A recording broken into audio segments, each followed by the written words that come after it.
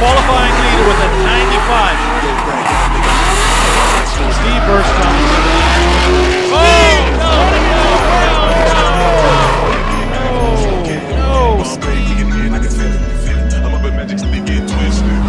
Jonathan is just putting on command leader. It looks like there's a fire underneath Brandon McDowell's car. Ben Hobson riding that wall, Hurt trying to maintain proximity. Whoa, Hurt's coming in hot. Roman's racing.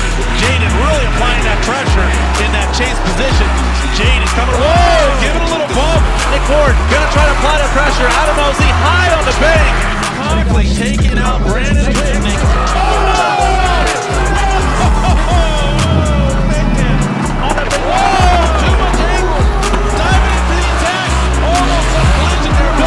Slight correction, but staying in the pocket.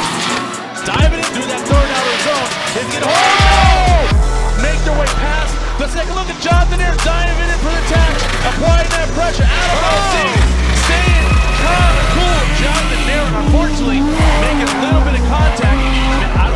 Wow, that was amazing. Wow, look at that wheel. Look at that wheel. Definitely making a little too much contact.